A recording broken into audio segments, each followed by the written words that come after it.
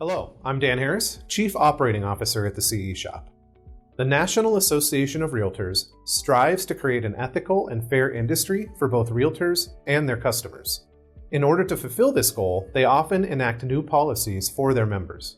The latest policy that all realtors should familiarize themselves with is the Clear Cooperation Policy. In order to give you an accurate idea of what the new policy includes, here is what the official MLS Statement 8.0, NAR's Clear Cooperation Policy, says. Within 1 business day of marketing a property to the public, the listing broker must submit the listing to the MLS for cooperation with other MLS participants. Public marketing includes, but is not limited to, flyers displayed in windows, yard signs, digital marketing on public-facing websites, brokerage website displays, including IDX and VOW, digital communications marketing, email blasts, multi-brokerage listing sharing networks, and applications available to the general public. This means brokers must post a new listing on the MLS no later than 1 business day after making it public. This is a national policy that all Realtor Association MLSs had to adopt by 2020 at the latest. No one was permitted to opt out. In 2019, NAR's MLS Technology and Emerging Issues Advisory Board determined that off-MLS, off-market listings ultimately excluded consumers from equal housing opportunities. The NAR Board of Directors enacted a new policy in November of 2019, MLS Statement 8.0, commonly known as the Clear Cooperation Policy, to address these concerns. The Code of Ethics requires members to cooperate with other realtors when it's in the best interest of the client, respect other realtors' exclusive representation of their clients, and present a true picture in advertising and representations. This means any business practice that results in less accurate advertising and less than full cooperation, when cooperation would be in the best interest of the client, violates the code. If a broker fails to post a new listing on the MLS no later than 1 business day after making it public, they will be in violation of this policy. Fines for violating the Clear Cooperation rules are the same throughout all realtor associations: $1,000 to $5,000 per violation. For example, some may fine $1,000 for the first violation, $2,500 for the second, and $5,000 for the third, but all fines fall within the same range. The license holder who violates the rules is the one who must pay the fine. However, if the license holder does not pay it, the license holder's broker must pay instead. Cell phone picture of signage. Property is not on the MLS within 24 hours. Violation is reported to the association. It may be anonymous. For more information on NAR's Clear Cooperation Policy, here is real estate expert Nick D'Ambrosia. So here's how Clear Cooperation came about. The National Association of Realtors, founded over 115 years ago, based on the NAR Code of Ethics. That's what sets realtors apart from real estate licensees. And the Code of Ethics holds realtors to a higher standard.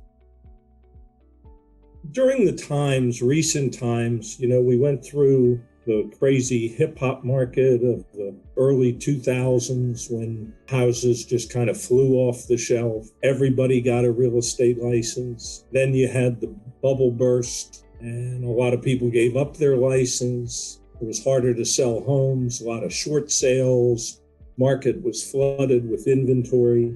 And then the market settled down again and started to take off. People started selling houses and there were appreciations in prices.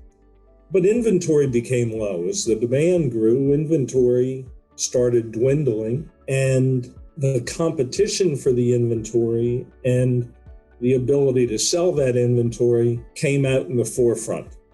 And there was a growing in things like coming soon, or a category, or private exclusives, or pocket listings, whisper listings. People would send out flyers. I have the listings. I've got them here, but you need to contact me. Because of all that going on, there were consumers who felt they weren't being served, who felt they didn't have access to all the listings that were out there. They'd go to their agent, who would go to the MLS and show them what was there, and then they'd go on and find properties that weren't on the internet, and they'd go, well, why didn't you show me these? And the agent goes, I didn't know about those. Because of all of those things coming together, it created a perfect storm where private groups would get together, private groups of agents, and share among themselves. And all these things happened, and NAR looked at it and said, wait a second, this isn't what NAR is about. So because of all those things, NAR leadership felt that they had to take a position and had to push for things to happen and go in the direction that they should go. Consequently, Clear Cooperation was born. Different from MLS to MLS. There are some MLSs out there that say you will not do these things.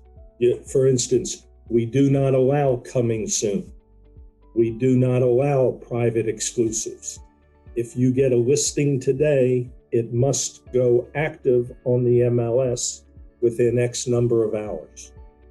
And there are penalties for that.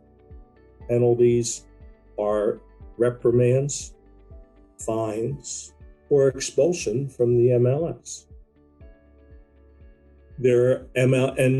So depending upon the MLS, it will say what's allowed, what the time frames are to do it, and then what sanctions are open for the MLS to go ahead and impose on you.